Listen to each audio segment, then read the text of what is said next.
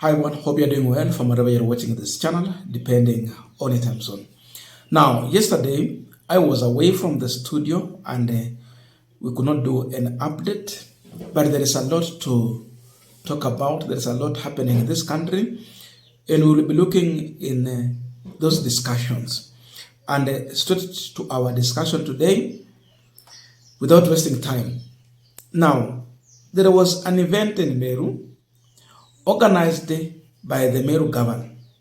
You know, the current Meru governor, Mutuma, was the former deputy governor to the bishop, the former Meru governor, Kawira Mwangaza. And after the impeachment, of course, the deputy automatically comes in. So that is the governor. Meru is part of the region where Kithure Kindiki is coming from, Mount Kenya region. And if we narrow down, still, Meru is part of Mount Kenya East, where Kindiki is coming from. We are in Meru. So imagine having organized an event, you pay people about 500 shillings and above to attend. So there was this group at the stadium that attended the event. When the governor, who is the convener of this meeting, stood to speak, he went on to address the agenda of two-term. This is his own people he has organized for a meeting. So to push for agenda of two-term, he said that for Meru to continue having development, it is two-term. Barabara za Meru ni two-term. Afya ya Meru ni two-term.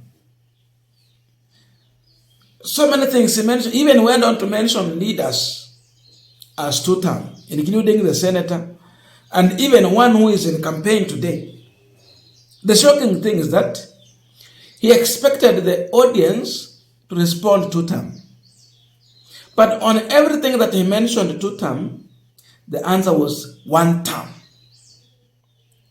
That is exactly what the Meru people had to tell their governor live on camera in broad daylight. The discussion in Meru is about one term. Asante. Na kwa hivyo si tu maendeleo ya Kenya ni tu, barabara za Meru ni tu, afya ya Wameru ni tu, viwanja vya Meru ni tu, Mheshimiwa Ali ni tu, Seneta Kadhuri Moronge ni tu. Now, one will be asking, why is Meru people defiance toward the issue of two-term? Yet this is area where Kithure Kindiki, the deputy president, is coming from. It is part of Mount Kenya region. Why one term instead of two-term? That's the question people are asking themselves. It is the same question I would want us to discuss here on this Punchline. But before we go in the discussion, I have a quick and humble request. For those who are watching this channel and you have not yet subscribed, please consider subscribing. To our returning subscribers, I must say thank you so much. And again to all our viewers, please give this video a thumbs up. Thank you so much. And before I forget, allow me to give a general shout out to all our channel membership. For those who have joined the channel membership, thank you so much. A big shout out to you. I'm just doing it generally. And you can as well join, for those who are not yet joined, by just pressing on the join button. There is package there.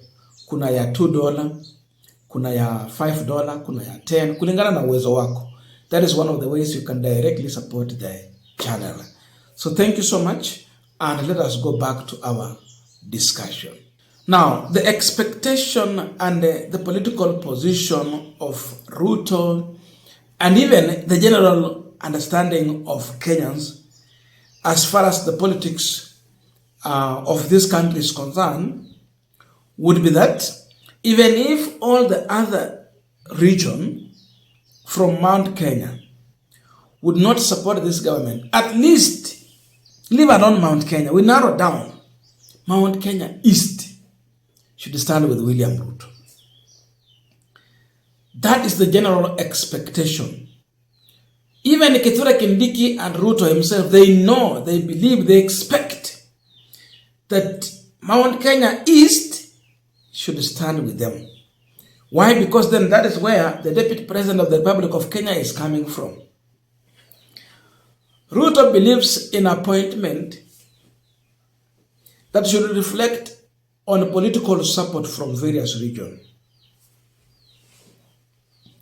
So as Mount Kenya East, we had elected a Deputy President, Rigathi Gachagua, and now we have the appointed Deputy President, Kithure Kindiki.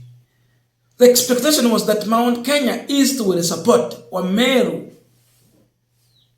na Wambere na wale wengine to support the government because they have number 2 in this government. The opposite is happening. A strong message to William Ruto. That appointment of specific people from specific region cannot be translated into votes as he thinks. He appointed people expecting the support of their own community. People are focusing on the development that you bring to a region. You can avoid appointing anyone from a region, but you bring development to that region. That is enough to translate into support. Ruto appointed Kithure Kindiki, but he did not take development to Meru. That is number 1. So many people are saying one term. They cannot see development. They only see Kithure Kindiki. They don't see development. The issue of removing Governor Kawira Mwangaza is still at play. The Meru people, truth is that they liked their governor. Walipigia kura kwa chama ya independent. Kapata kura. Akawa hapa, she was popular governor. But through her shortcomings and through the senator, she was removed. They expected serikali saidi. Unajua serikali ikiingilia hii impeachment inaisha. Kama ya Kasakaja walikuwa wanapanga, serikali ikaingilia ikaisha. That was the expectation. It did not happen. So they are still here with the disagreement to this government. They were not happy with that. They're saying no. That is number 2. Number 3, Gachagwa's influence in Mount Kenya. Gachagua has been to Meru, Mount Kenya East, Mount Kenya West. He is planting a sense of political direction in the masses. It seems the masses in Meru are buying into Gachagwa's political outfit. So Gachagua is convincing them more than Kindiki is trying to do. So the message here is that Kindiki is unable to convince the public in Meru to support William Ruto. But Gachagua has been able to convince Meru and the rest that this regime deserves one term. And hence they are saying one term. Therefore, Gachagua is more influential leader and popular in Mount Kenya, large Mount Kenya, than Kithure Kindiki. This is backfiring on Kindiki's face. It is a slap on Ruto's face. That there is no automatic support from Mount Kenya. Ruto was trying to use divide and rule formula. That even if I lose Mount Kenya, I will not lose the whole of Mount Kenya. Let me remain with Mount Kenya East as Mount Kenya West goes. It has not worked. Mount Kenya is now uniting behind Gachagua. It will be hard to sell UDA in Mount Kenya than selling DCP. Mambo ya one term is serious there. So that is the information on the ground, the reaction from the people on the ground. I don't know your views, but please let us meet in the comment section so that we can continue with this discussion. Otherwise, thank you so much for those who have watched me up to this far, and see you in our next video.